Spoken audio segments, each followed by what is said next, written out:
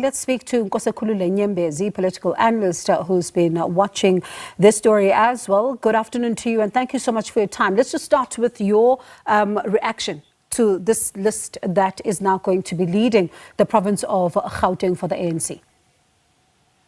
Yes, good afternoon. Thank you very much. Yeah, it does seem that while the ANC seems prepared to renew itself, to renew its structures, and position itself still as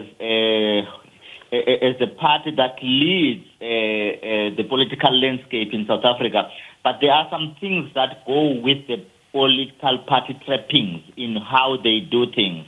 When you see the titles attached to the individuals concerned, it suggests that this looks like a long-term or longish-term structure than it is supposed to be, because some people heard that in the beginning what the ANC National Executive is doing is a temporary intervention that is supposed to usher in a new structure within a short space of time, but that doesn't look like in terms of the title.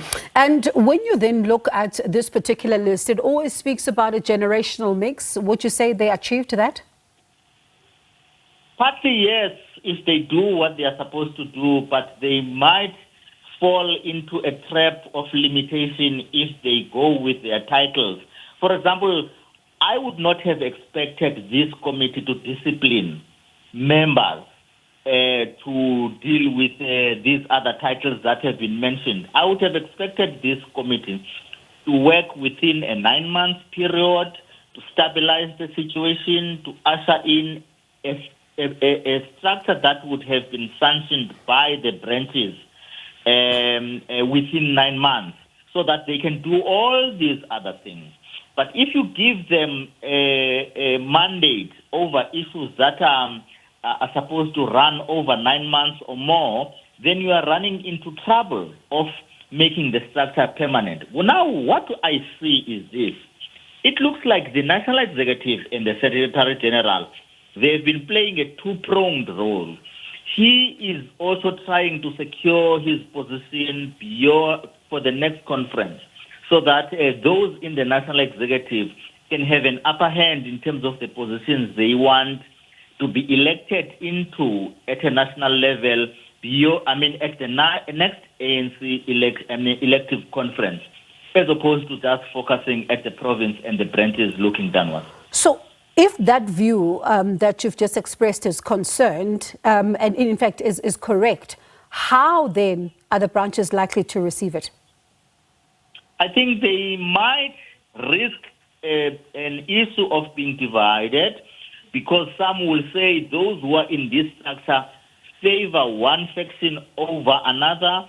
They will increase the fortunes of one faction over another as the party moves towards the National General Council and the National Conference and the local government elections.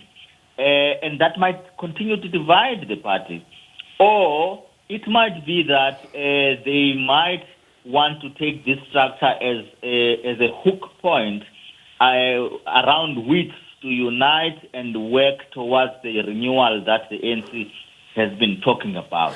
You do know that Paul Mashatile, for example, is a deputy president who will take over from Ramaphosa if he doesn't finish his term, or if he finishes his term and then steps aside.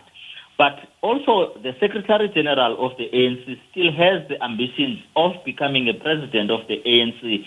And some might see this as an engineering within the party to get him to that position. That is where the risk lies. So if then that risk that you talk about is a reality, right? So what does it mean for what the ANC is saying through its Secretary General this afternoon, saying that this reconfiguration is not a punitive measure, but it is to ensure that there's organizational effectiveness in the country's most populous and economically significant province, and they're hoping to win it again? It means that there might be stability at local government or no stability. You'll remember that in Gauteng, Johannesburg Metro, Tshwane Metro, Ekurhuleni Metro, the ANC is not holding tight. So some of these people, in terms of who are put there, might use their positions to leverage in terms of those metros. It might also mean that because the Gauteng province is known to be opposed to the government of national unity, that is why they in that province couldn't reach an agreement with the DA to form a government of provincial unity that includes the DA. This newly installed interim structure might perpetuate that opposition to the GNU, or it might do otherwise and embrace it. We shall see. You will remember that this Gauteng intervention follows immediately after the KwaZulu-Natal intervention. And in KwaZulu-Natal, the provincial structure there said, don't come and blame us alone as the province, because the ANC didn't do well nationally. And so even the national executive must take responsibility for the shortcomings and the poor performance of the ANC at a national level. So don't come as holy.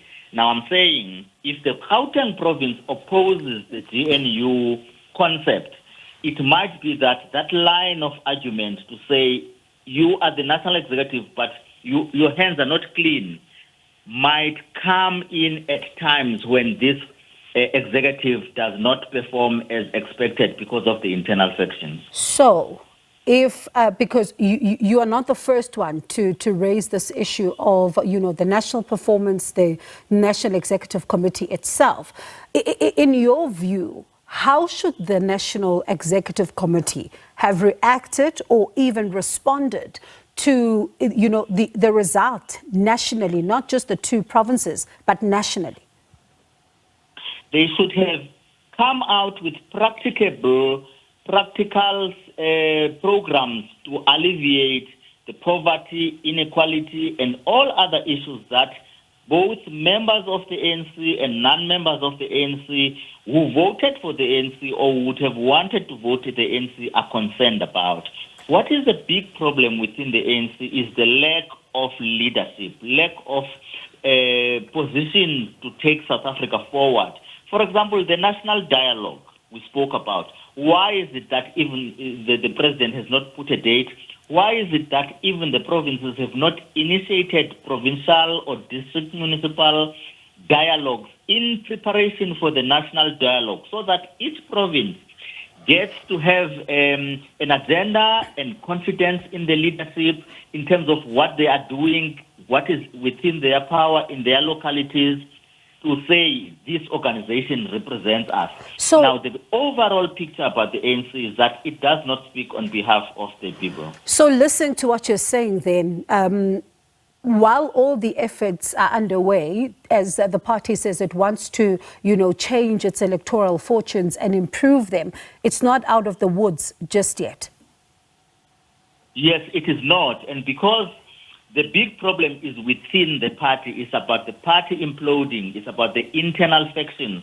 It is still a big threat in that sense, because if the party leadership cannot contain what is happening about the hemorrhaging of the party, it suggests that there might still be big losses. You will remember that the Polokwane issue, for example, is not dead. It is yet to be resuscitated in Parliament by opposition parties, even calling for a vote of no confidence. And because the party is fighting within itself, the ANC, any scandal that might come regarding people in government might precipitate an issue of a vote of no confidence at a provincial or national level.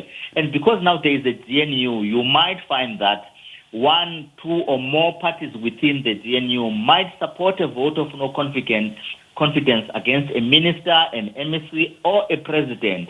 And that will continue to destabilize the party, continue to destabilize the government of national unity, just ostensibly because there is nothing in the alternative that shows that there is leadership, decisive leadership.